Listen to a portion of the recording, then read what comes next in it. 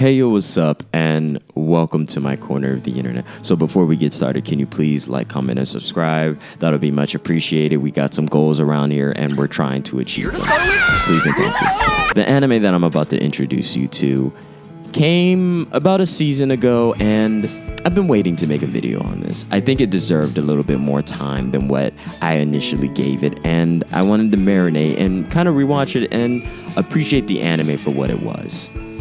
And the anime that I'm currently talking about is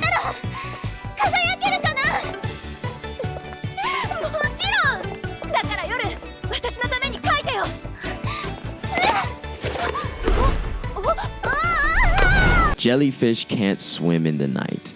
This is 12 episodes. This came out in spring 2024. This is a drama. This is actually written by Jelly and illustrated by Nico Fuji. And this is an anime that is different from a lot of animes like it. An anime where you are living for your dreams instead of dying for them, which is a very important distinction. This distinction is about 4 different girls who are in different places with their dreams, their hopes, their aspirations, and even their affiliation with modern society. Our main characters are Yoru, Nonoka, Kui, and Kimura, and I'm totally butchering most of these names, but I'll definitely show it on the screen. These 4 girls have varying relationship with their own personal artistries and with the society that is Japanese, like, normalcy. Like, we have 2 dropouts, we have 2 girls that are going to school but aren't like fully pursuing what they actually do, and they have different reasons for this. They're trying to reckon with the world as they are trying to figure out what they want for their futures. This anime hinges on each of these girls dealing with the choices of the past and the choices they're making towards their future. And I think that's something incredibly sincere about this anime.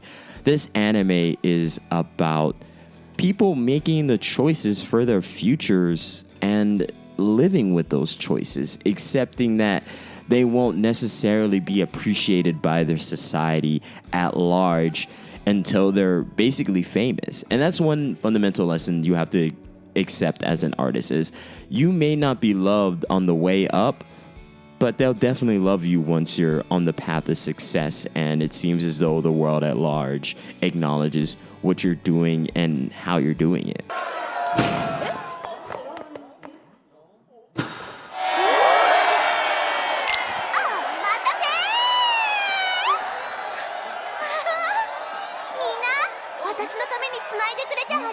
Along with that, each of our girls has different genre. They try to push each other forward. They're a group, and as an artistic group, they have their pushes and pulls. They have their differences of timeline.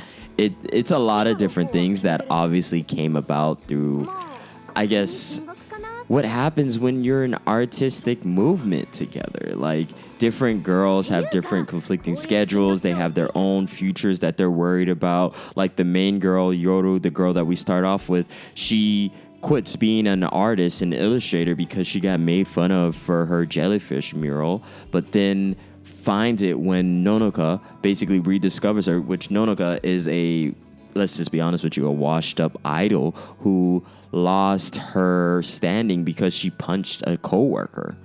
This is an interesting dynamic because each character adds on another layer of journey. I feel as though this anime was so incredibly sincere in the way it wanted to showcase the pitfalls of going forward, going backward, and trying to be successful in the artistic world. We have a musician who writes incredible music, composes it so well, and then we have a VTuber who dropped out of school because at first, during the lower levels of education, she was heralded for her oddities and how different she was. But then when she gets into the upper grades, she loses that fervor. People are more normal. People are less boisterous. And everyone wants to just fit in and they don't want to go against the current.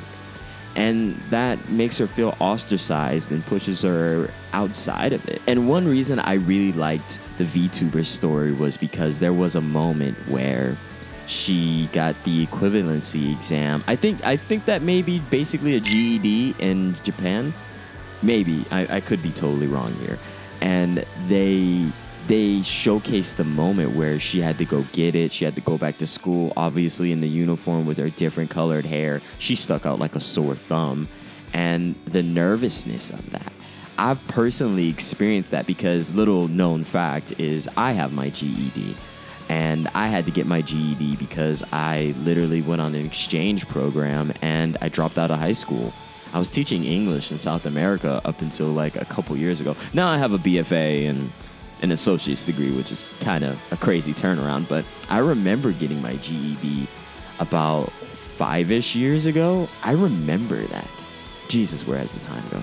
But with all that being said, this anime is incredibly sincere about people that have fallen off the beaten path and the people that are continuing on the beaten path and trying to move forward and betting on themselves.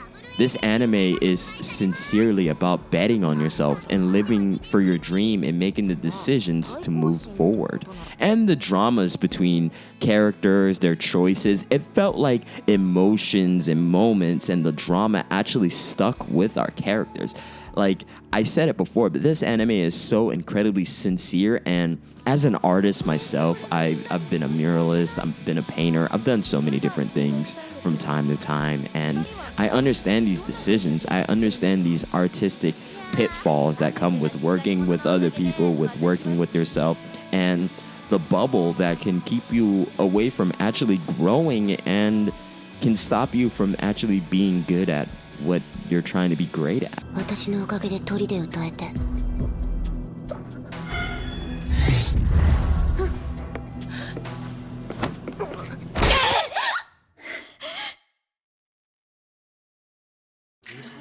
So this is my genuine recommendation on Jellyfish Can't Swim in the Night. This is a great anime.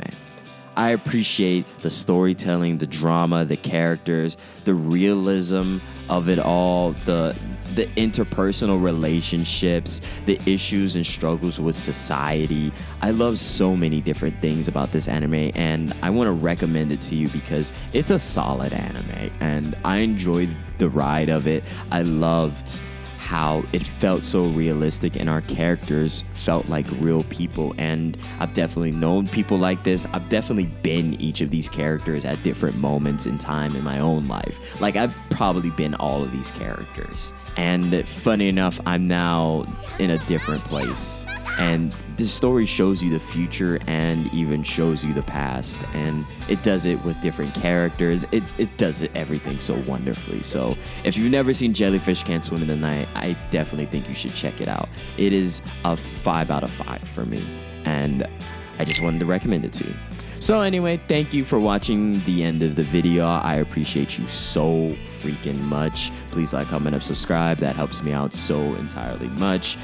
Anyway, I'll see you in the next one. Peace, take care, and be well. Happy Friday.